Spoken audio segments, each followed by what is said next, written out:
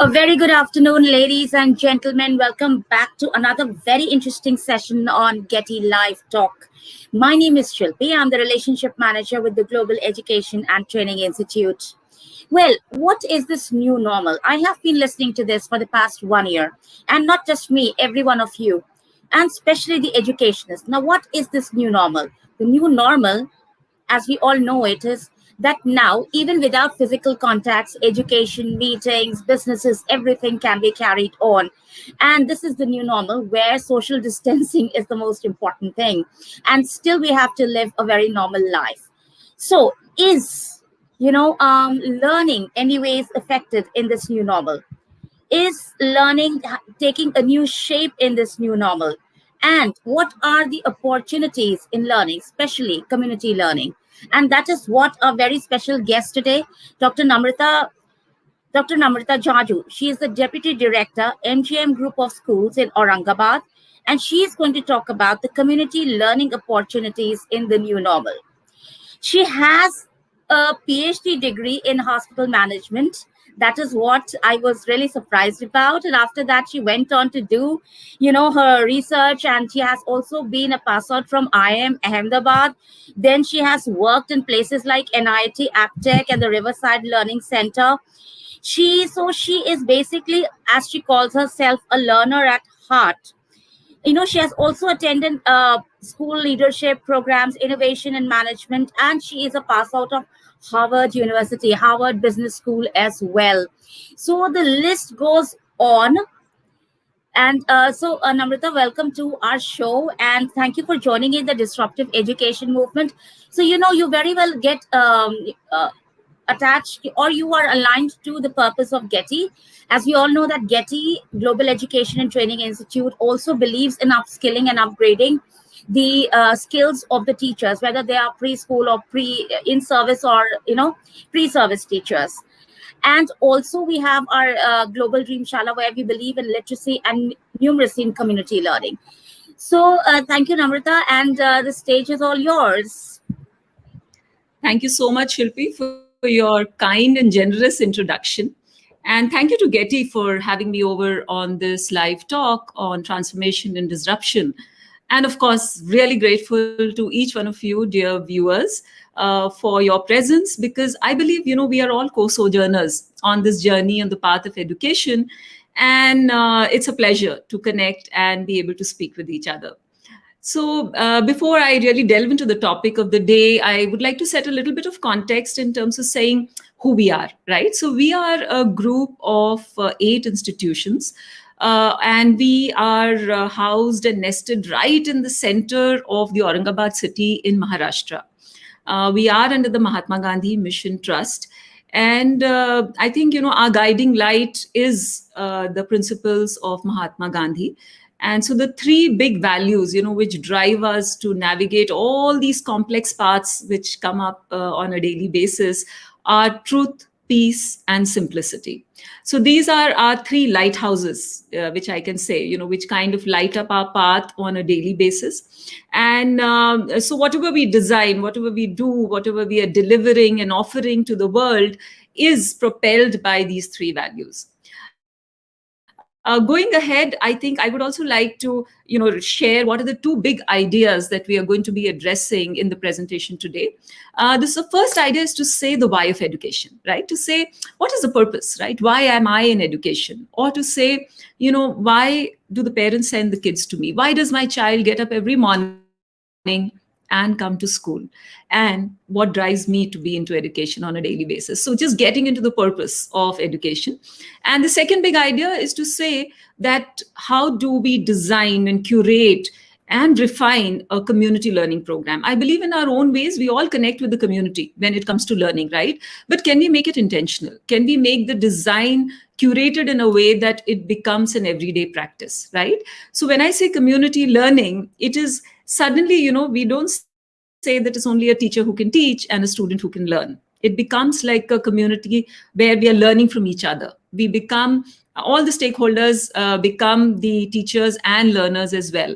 So we could be learning something from our support team, we could be learning something from the elderly in our community, it could be someone who has just achieved outstanding achievement around the community, and we invite them as a guest to come and speak to the children.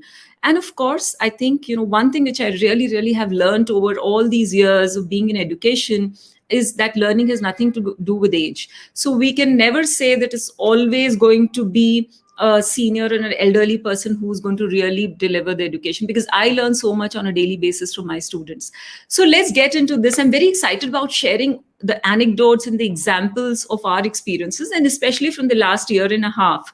So let's get into this and let's start exploring how our journey has been. So give me a second while I get the PowerPoint on for all of you. And here goes. Yes, so the topic of the day is community learning opportunities in the new normal. So the objective, like I said, is two-pronged. We explore the why of education, and then we look at our own design of a community learning program, where I could walk you through a few steps and share our anecdotes, and probably we hope, I mean, we are not really, claiming expertise per se in this area, but we are learners. We've been having our own set of experiences. And as we share those, I hope that through this presentation, you would be able to pick up some creative strategies, some couple of ideas, which you can take back to your ecosystem and make it better. So here we go. Yes, we are a group of schools. We have 2 state board schools. We have 2 CBSE schools. We have 2 wonderful pre-primary schools. And we also have a teacher education college.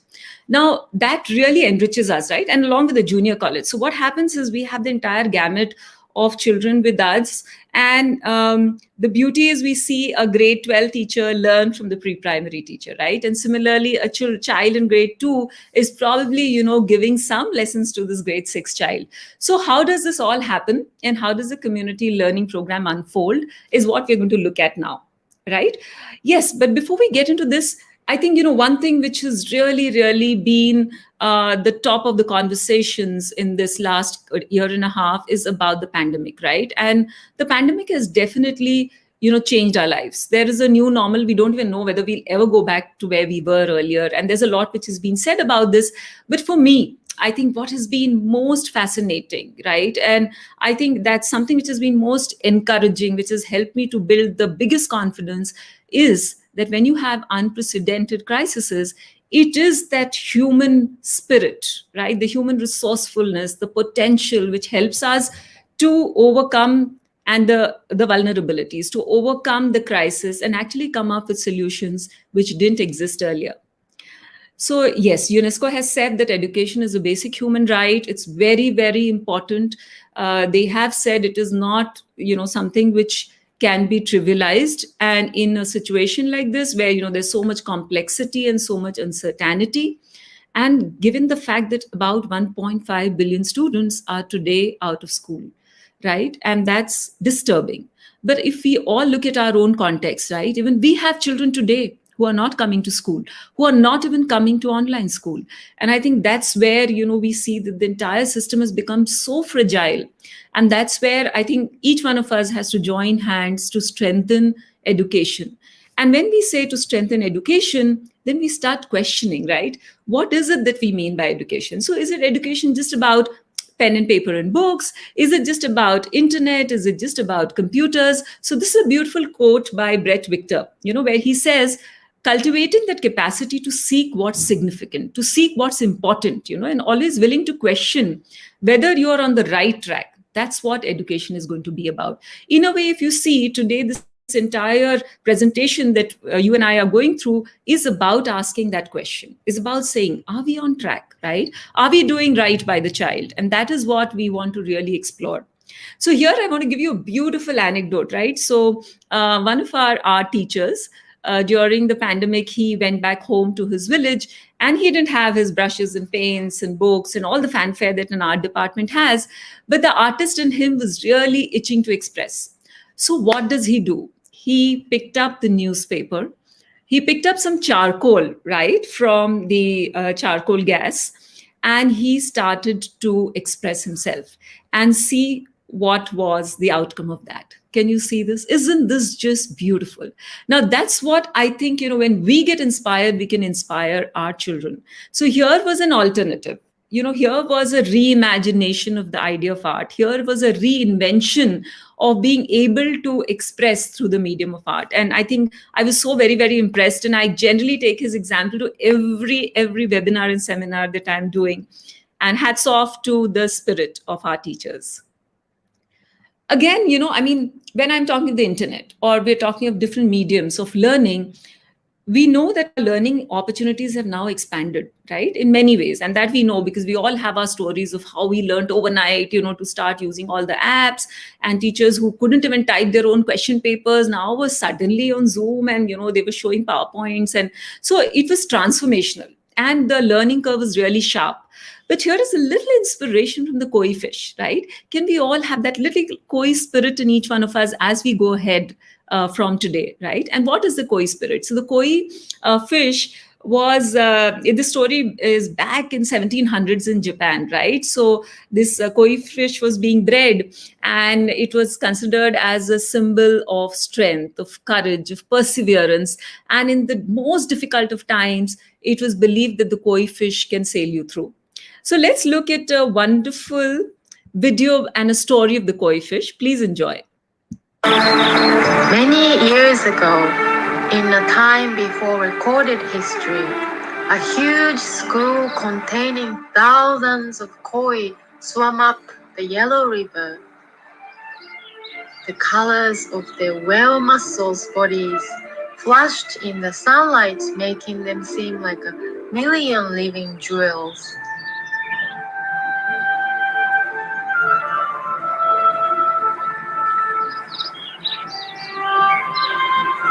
All was going well until the koi reached the waterfall.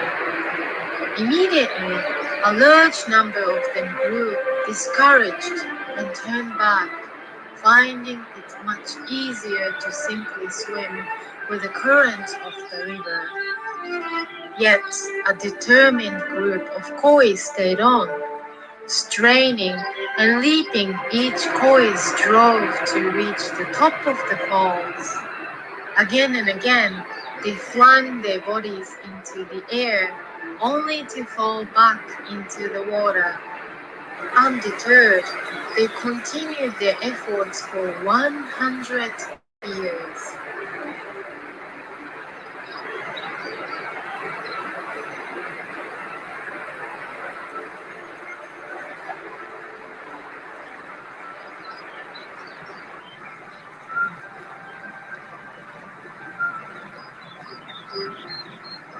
At last, with one heroic leap, a single koi reached the top of the falls. The gods smiled down in approval and transformed the exhausted koi into a shining golden dragon. He joyfully spent his says chasing pearls of wisdom across the skies of the vast and eternal heavens. The falls have become known as the Dragon's Gate, and the koi fish has become a symbol of overcoming adversity and fulfilling one's destiny.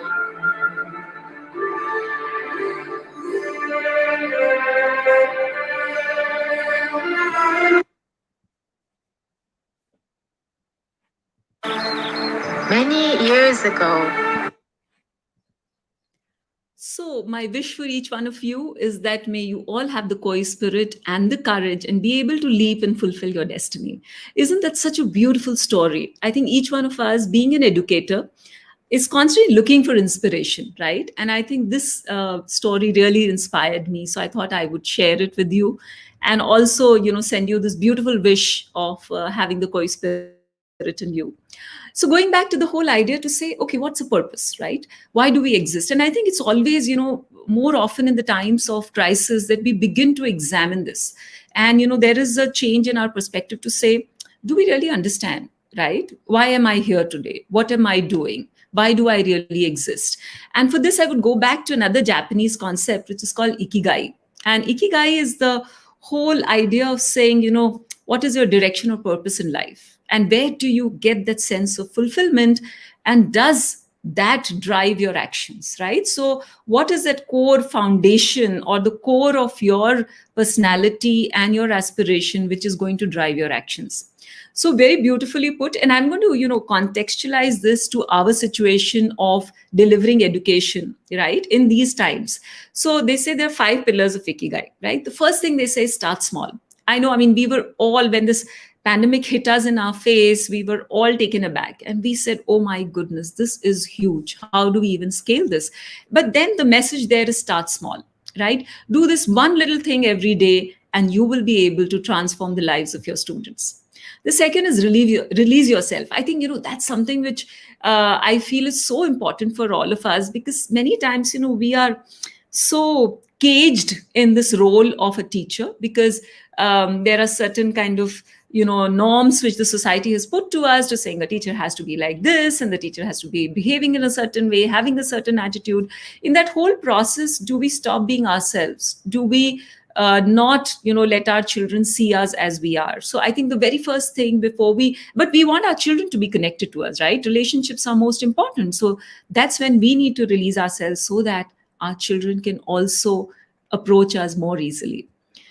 The next is harmony and sustainability. I think, end of the day, when you see so much conflict around you, you begin to worry, right? And it's very, very natural. But then to harmonize. And how do we harmonize? When you have the will and the wish and the choices of everyone together.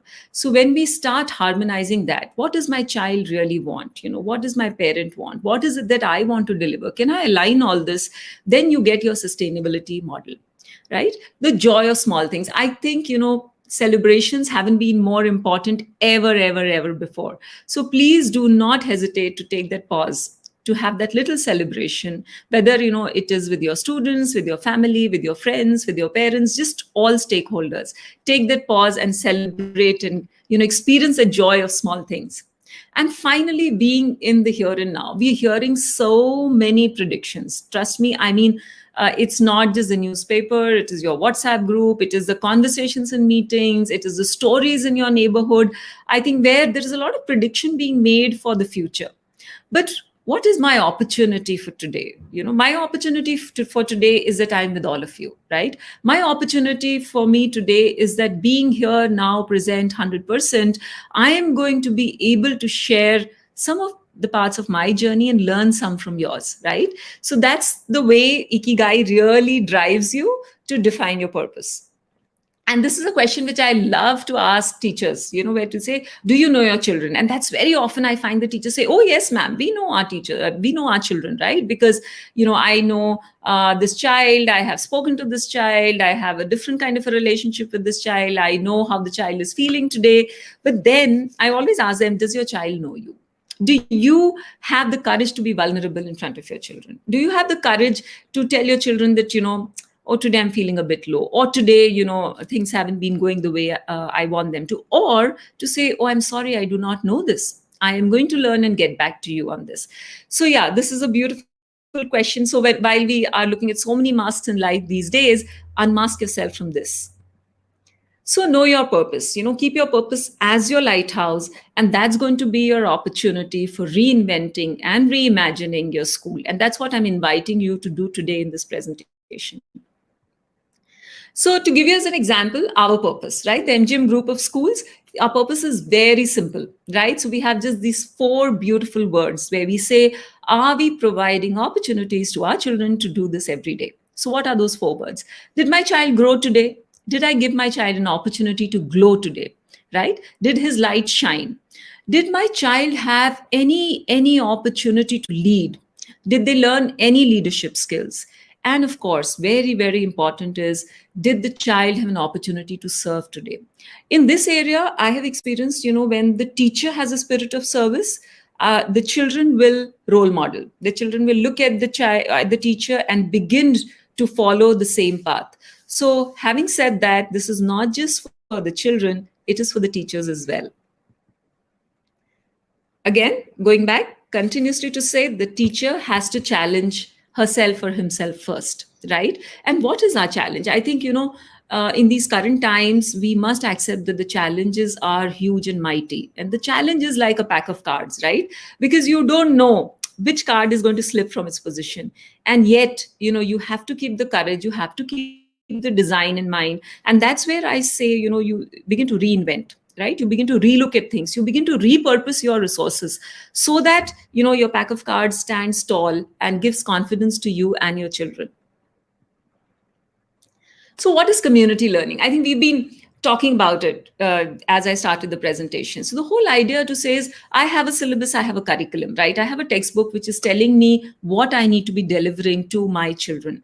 But then again, we have to understand that our school is embedded in an ecosystem, in the community. And my child is not learning just from me. The child is learning from the entire ecosystem. And what is the child learning? The child is learning about the local history. The child is learning about the literature. The child is looking at the local heritage and the natural environments. And these are where the child is instinctually picking up, right? Various learning points. And that's where, am I as a teacher able to connect that back to what my textbook is saying and help to build context?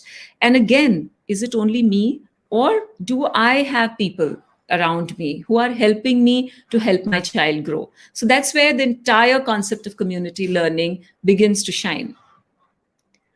Before we really get into the steps of designing a community learning program, I invite you to look at the mindset first, right? Because before you begin to design or curate anything, you first need to have a particular kind of a mindset which you share with your co-teachers and with your children. So many of us have been going through a lot of stress these days, right? Again, so we have to intentionally, mindfully ensure that we have a growth mindset and not a stress mindset. So how do we have a growth mindset? First, build a culture of empathy, right? Again, I said, you have to show it for children to pick it up, right? And so help children to see why empathy is important. And again, keep questioning back to say, whatever I'm taking to my child today, is it relevant, right? Why am I teaching it? Am I a leader in my own classroom, right? Am I managing my teaching and learning in the most useful, beneficial way for my child? Am I spontaneous? If my child asks me a question, am I able to answer that with spontaneity? And within the school, do we have a community and a practice of reflection? So you can have, these teacher circles where you sit down on a weekly basis, if not weekly, a fortnightly basis, where you sit down and you reflect on what has gone by in those couple of weeks. And you begin to share with each other your experiences to help the other teacher also visualize the kind of opportunities and challenges they can face. And how can we enhance the learning of the child? I think end of the day, that is the underlying purpose for each one of us, right? Has my child grown today? Fallouts of a growth mindset: you will find your children more collaborative, you will find them more active in critical thinking, they'll be more empathetic, they'll be more creative, they will take ownership of their journey. That's what you're going to experience. And trust me, that's what, many of us have already, experienced this on and off. We've seen our children, but trust me, this is also possible online. I'm going to now throw up a few questions to you before we start looking at community building program. And the questions are sandwiched between two quotes, which are my favorite quotes, right? So the first one is, which says that, it's by Paulo Coelho, where he says, when I had all the answers, the questions changed, right? And that's typically what's happened with each one of us. When we thought we'd cracked it, we say, oh, we've been in education for the last 2 decades, 3 decades, 5 decades, we know how to do it. And then suddenly everything changed overnight. The questions changed. So we had to relook at them. So here are some questions. Do we have the time to have conversations and open discussions with all stakeholders? And I mean, again, this is in the context of online education. Are we having these conversations, or has the online space restricted them for us? Or are we not being able to make time for this, right? So go back to think and reflect on this. Do we unpack the day for each child? Or is it just about the timetable, right? The child comes in saying, oh, this is Monday morning, today's math, English, science. Or do we take the time to actually speak to the child, build a conversation, build excitement, tell them what they can look forward to the day? And can we do it for each child? Which means you can do it only when you understand your child, right? So if you know a child is very, very excited about experimentation and you're going to be doing a visit to the garden online and show them a few things, do you call out to the child and say, hey, get excited about this. This is what I'm going to be doing today. And that's because you know the child. Are we believers of our children? Many times our children have such wonderful dreams, and the dreams can sometimes be shunned by parents or elders because they don't seem practical. So at least as teachers and educators, are we believers of our children? Are we standing by them? Are we giving them the opportunity to believe that, yes, they can do it? And yes, very important. Today, what can I learn from my child in the classroom? So keep looking at this as a daily basis and let these questions, kind of be highlighted for you to look at and design your lesson plans. And this is the quote with which, I'm going to sandwich these questions, which says, when the student is ready, the teacher appears. And when the student is truly ready, the teacher disappears. Isn't that so beautiful? And again, in the online space, I think, the context here is to say that are our children being able to do self-directed learning, right? Or are they constantly looking up to the teacher to come and teach them and direct them and tell them what to do next? So I think self-directed learning is so important. And that's when, as a teacher, we have to disappear. We have to let the child be on his or her own and navigate that learning journey.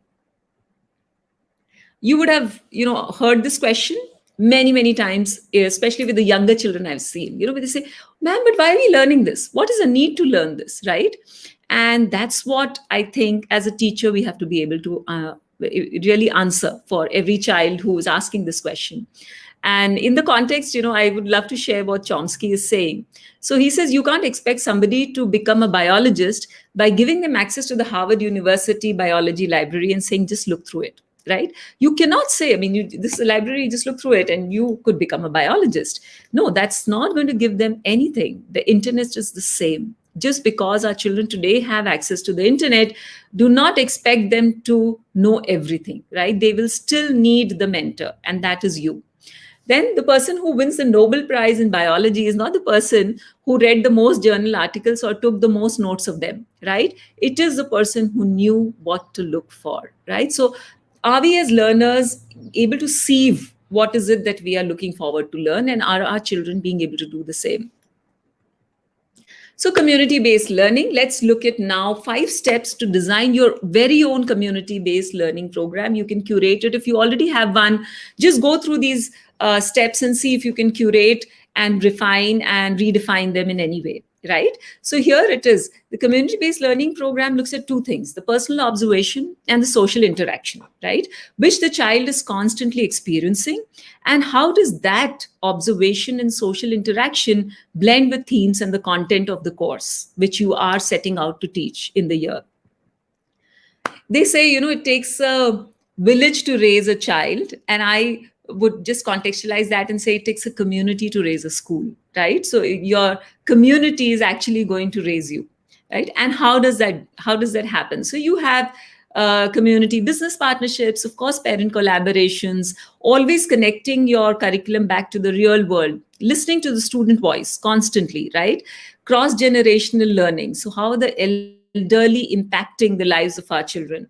And of course, just encouraging our children to find their own solutions to the problems that they face and not always being there to give them the solution, right?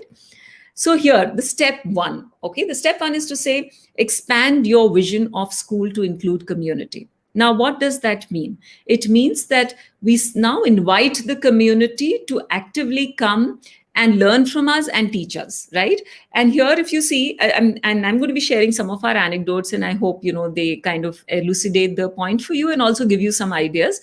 So what you see happening in the picture on the right top is Parents of the Park program, which we've done under the Approach program. Approach is a protagonist in every child. It's an international program, and our school partners with them. So here, it's a very simple design, right? All parents come into a park, and it is free for all. So all the children of the city are invited. And when they all come together, they have fun with each other. And you dissolve all the barriers, right, of age, of demographics, of community, or, to say, okay, where are you coming from? Which school are you coming from? Which medium of school are you coming from? All that is dissolved, right? The picture on the bottom right is these children who came and joined us from an NGO. And you can see the joy on their face, right? Again, I'm sure you would question that, oh, we can't do this now. But yeah, so we have our own avatar of the approach program, which now happens online, which you see in the inset on the right bottom corner. So we have this children from the orphanage whom we are connecting with online and continuing the approach program for them. Online celebrations, please don't stop them, right? Just continue with them. In fact, it's actually a wee bit easier to do online celebrations now and invite parents and other guests on your online celebrations. So continue to do that. Ensure that children are not stopping to learn, and they are the ones who lead the celebrations. I've very often seen where the teachers are leading the entire program. So let that not happen. Let your children decide which events they want to celebrate, how they want to celebrate, what they want to say. And trust me, they're going to come out with better program designs than we can. Online school assembly. So we haven't stopped doing school assemblies. They continue to happen. And on and off, we call guests who come and talk to the children. Guests don't necessarily, have to be from all over the world. The guest could be a grandparent of one of our child. The guest could be the Sarpa Mitra, who is the snake charmer. The guest could be just anyone who could inspire our children. We also did a virtual investiture ceremony. So we said, oh, why should we not have a head boy and a head girl? So that also happened. Step 2, reach out to all your stakeholders, right? That's critically important. So which means that we build a relationship and we keep the connect, right? Because without that connect, when you need them, they might not be available. So if you see, and these pictures are very, very interesting. You see our student sits, and then you have an observer. So it could be a sibling, it could be the mother. So we tried to, kind of pick up these pictures from the online sessions recordings. And what we want to tell you is that you don't know who's listening to you and who's learning from you. So just reach out to each one of them. This is one thing, if I would recommend that, you take away from this presentation, is doing home visits with all the children who are with you. So how do you do home visits? Earlier, we, of course, visited the homes of the children. We would go there, we would talk to them, we would understand the aspirations of the children, we would understand the context of the parents, grandparents, how do they lead their lives, what is it that the child does in the time when the child is away from school, and what are the aspirations of the child in the future, what are the concerns of the parents, what is it that the parent would like to share with us in the safety of their homes. So these were the kind of conversations that we had by actually visiting them at home. But now we continue to do that online, and if you can do that, trust me, you will find that your parents come much closer to you. You will find that you are able to make that handshake and give them that hug virtually as well. So please do try this if you haven't already. Subject cohorts, right? This is another way, where we have ensured that all our teachers come together. Now, like I told you, we are a gamut of schools. So we have Hindi teachers, for instance, across the schools, art teachers across the schools. So we have cohorts which are built around these teachers coming together once a week. Now, what happens is when these teachers come together, they come together because they have a common passion, right? So, for instance, what you see on the screen, this is the computer science teachers who came together. What did they say? Okay, we have a textbook, right? We have a syllabus and a curriculum which we have to teach, but let's go back and examine what is it that the curriculum has not covered, which my child should know in the context of today. Right? In the context of the pandemic, in the context of online learning. So they actually redesigned the curriculum, right? And we've had redesign of curriculum in art, redesign of curriculum in sports. And it is just amazing. Trust me, music, our music program now has a curriculum which we didn't have for the longest time. It was just about when the events were happening and were the children singing well on the stage. That was what was critically important. But now we have even designed a music curriculum, and all has been done in-house by these wonderful teachers who've come together. So go ahead, and again, if you do not have that kind of a gamut of schools, please connect with schools around. Now we have CBSE encouraging Sahodaya and other schools coming together. You can build cohorts with teachers of schools around you. Peer observation. This has been a fantastic success for us in the last year.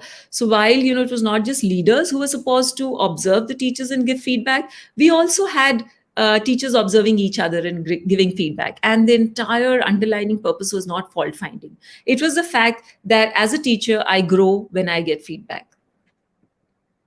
Step number 3, create a community resource map, right? So if you know that there are people who do very well, who can connect with you, who can contribute to the growth of your child, whose experiences are unique, and they will bring to the table something from which the child will learn, connect and make a database of all such people. So a database of all such people who could be parents, who could be experts in and around you. And of course, with the online school, you can connect with them from across the world.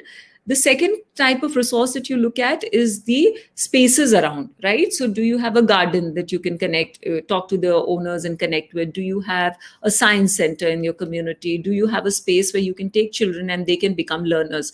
So build an entire resource map which will help you to really enrich your curriculum. This is an online skill building program that we did with certain experts, and you can see how the children were so excited and they were learning. Unfortunately, the online program pictures always look like this, but trust me, the smiles will say the story. Inspiration sessions. These are professional development sessions which we do for teachers. You can again, learn the most from the smiles. I think this was a time when this was a well-being session for teachers where we had an expert who came and told them how they can take care of themselves in the time of the pandemic, especially of their back and neck and, making the kadhas and all that. And it was such a fantastic session. And again, don't miss the smiles here. Summer program for children of the community. So the summer program that we are conducting now is not just for our children. It is open to any child from the community who would like to come and join in, right? And the summer program has fantastic things. Of course, it has a well-being conversations. It has where children are learning to do science experiments. Children are doing storytelling, even writing, narrating. They're cooking. So the summer camp is a fantastic time, where children are having the best time of the year. Step 4, connect with your curriculum, right? Many times this can happen when we might go overboard when we are trying to connect children to different outside world experiences. Just ensure that the linkage with your basic core curriculum remains, right? And there, of course, we highly recommend project-based learning. And that is where, the child gets an opportunity to learn what really, really drives the child, what the child is passionate about. On the right, the picture you see is the picture of children doing their passion projects. The passion project is a very simple idea where children over 5 to 6 weeks will pick up an idea or pick up an area to explore, which they are initiated into and which they would love to know more about.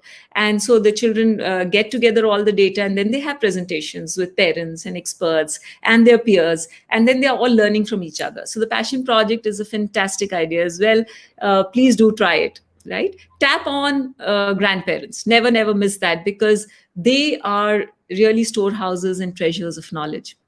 A curriculum, again, is not just about your textbooks. A curriculum is about content and character both. So are we helping our children build the right attitudes? Are they learning to share? Are they learning to be more humane? All this is going to count in whatever you're doing with them. So here, if you see, their children are expressing, they're doing different kind of activities and sharing it with their peers so that they're learning from each other.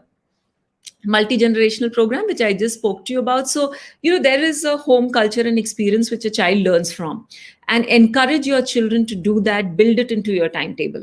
Extremely, extremely important. Online school magazine. This was a fantastic experience. So each of our institutions put the school magazine together.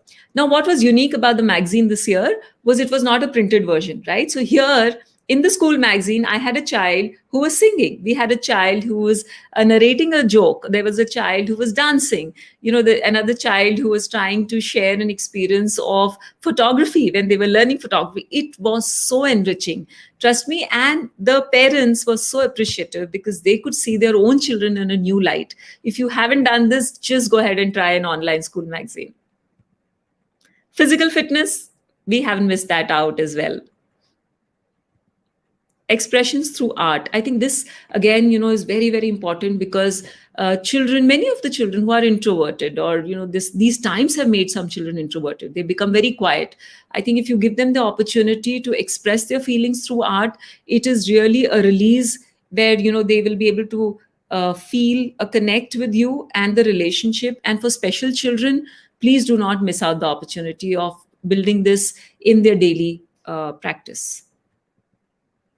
Make books your best friends. So online library sessions, again, huge idea of community learning. Of course, you would say a child can sit with a book even at home, but no, when they sit together in the same time and they can see each other, that's where the community learning is happening. When they hear the book reviews from each other, that's where the learning is happening.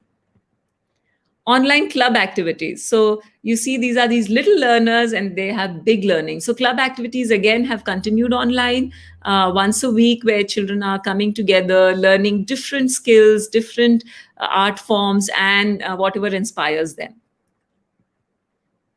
We also did the Online International School Award, ISA, under British Council, and we recently were awarded.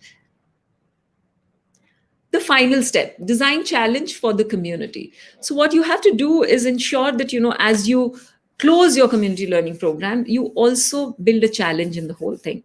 So how have we done it? We have partnered with the Design for Change program. It's a global movement where there are schools and children from across 65 countries who participate in this program, and we are also one of the partnering institutions.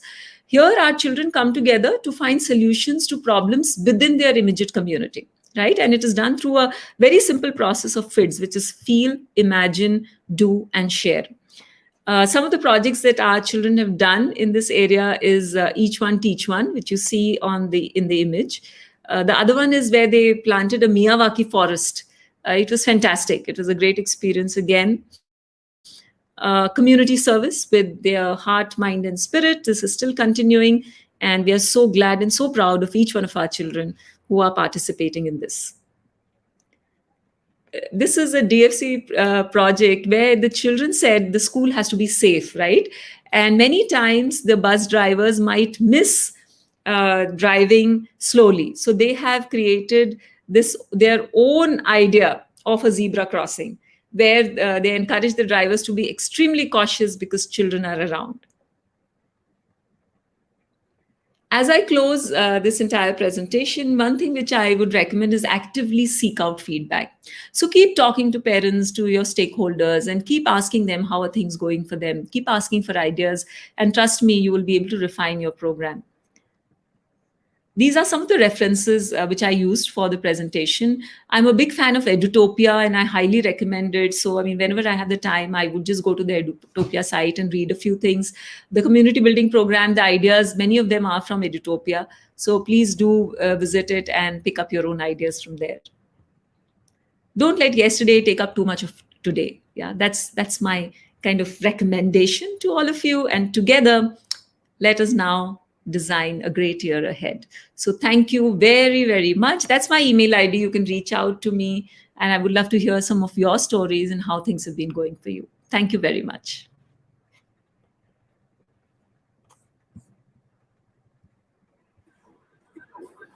Thank you, Namrata. Thank you for doing it so well. We were so interested to know what your organization has been doing, and what good analysis of how personalities have changed during this pandemic. Yes, some people have drastically changed, and if we sit and introspect, even we have changed. Each one of us, something or the other within us, some traits have changed. So talking about these changes that are coming in, what do you see that, especially children, I feel for the children who are just growing in this pandemic. For example, I have a child who was born in August 2020, and now he's going to be 2 years, and that poor child is confined within the house. He's not even being exposed off and on. Rarely has he gone out and seen other children and has played outside in the park or seen the swings. Now, if this kind of a thing continues, which I don't think is going to become normal very easily, so these children, who are now basically growing up in that age when they should be learning social skills, learning how to go out and, play and be with other kids. What kind of strategies do we need to give them a normal childhood? Because this is not a normal childhood as we would see it. Nobody's house is like a 16-room house or a 20-room house where a child can roam around and say, okay, enough. Here we hardly have, especially people who are living in flats. So that child till the age of 3 or 4 years is in his very formative years will be confined to just where he is. So would you like to reflect upon this? Yes, I think, you made a very relevant point, Shilpi, because this has been a point of conversation with all of us, and especially with our pre-primary teachers, because they've been saying, okay, we can take care of the junior KG, the senior KG. Now, when I have Yes, these children step into school and they are in the play group, what are you going to do with them, right? So exactly. I can recommend two strategies which we thought out. So one was the whole idea of home visit, which I just shared, right? So you can do an online home visit with the children, and not just one, do maybe two, three, four, as many as you need to build that connection with the child, right? Now, what can you do in a home visit? Talk to the child, ask the child to show the space, ask the child to show you their favorite toy, ask the child to tell you, what they enjoy eating, or so you are building a relationship with the child online. Do it maybe two, three, four times. The next thing that you can do is invite them over to the school in small groups. So sanitize your school. Your play areas are in the open area. You can get two, three children in with parents and with their consent, of course. And once the children, get that feel of school, I think the whole idea is that you cannot go to school online without even knowing what a school is. So you invite them in, let them see the space, let them walk the space, let them understand what a school can look like. And then that teacher whom they met online, they now meet physically. And Yeah, then that's I very think, important. Yeah. yeah. So I think when that happens, of course, you can't get the full grade together. That is not really practical or possible. But we can do it in small groups. We encourage that is done, and hopefully, as we see things slightly improving again, by the time we are in the next 2, 3, 4 months, we might be able to comfortably do this. So we should do that. If that's not possible, do it individually for every child and parent. I think that bit everybody would be comfortable to come in for an hour to your school. So that's the kind of strategy that we have thought of.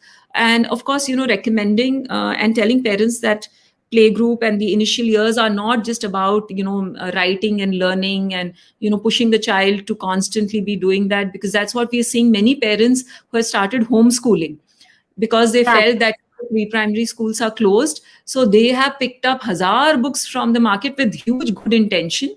But it's very unfortunate because now the mother is spending 3 hours, pushing the child to complete that cursive writing. Please, please do not do that. So please, kind of counsel your parents not to do that. Yeah. Yeah. So, this brings me to one of the questions. As you are just saying that, the methods have to be changed. Yes, this is the second question I was going to ask. Although we have adopted the technology, all right, we have upgraded, we are using Jamboard and, Google Meet, etc., to make the class interesting. But unfortunately, because we cannot give theory papers, we have, unfortunately, teachers still don't feel that giving objective MCQs on Google form are enough. They come to me and they tell me, ma'am, he's a grade 10 student, and they are used to, like, supposed to write pages and pages. What we call in the out of majburi, we are giving them MCQs, but I am not satisfied with the marks that they're getting. Right. So this belief system that unless and until you have to write theories and theories, pages and pages, this even the teachers are not able to comply with these days. They are not able to, take it that yes, the teaching methodologies have changed and the assessment should also change. Why do you think that a child who's doing an MCQ is not good enough unless and until he's writing pages about it? So do you think that assessments should also change according to this new technology? Absolutely. And So, schools have arranged theory papers. They make the child write theory papers, switch on your cameras for 3 hours. You just sit there and write the papers, submit the PDF. Now look at it. The teachers are under a lot of pressure. Even their eyes, strained. You're reading a PDF. And if you're reading a grade 12 English literature PDF, imagine how many pages and 40 children PDF they're sending you writing Shakespeare. So that is what I want you to again talk about assessments. Assessments, yes, for sure. And again, because the whole idea that we're discussing today is the idea of community learning, right? Now, Yes. when I look at assessments, I think, like I said in the presentation, the teacher has to challenge himself or herself first. We have to challenge ourselves. We have to give up those methods of way we were assessing our children in the earlier times. We have to, of course, we'll also see the policies. So the national education policy is now out, and they are really thinking ahead and forward. So it's a great policy. Once implemented, it will give us very many different ways of assessments.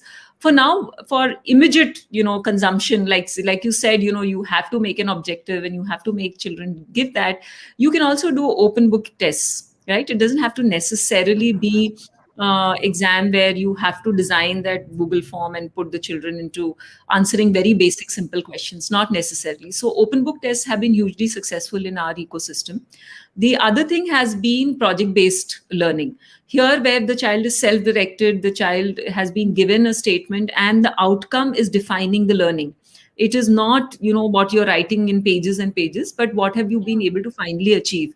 So project based learning is again a very excellent method to do that. However, I've seen that teachers might need to be trained in this area. So this is the best time, because it's vacation time. May and June can be invested in learning more about PBL.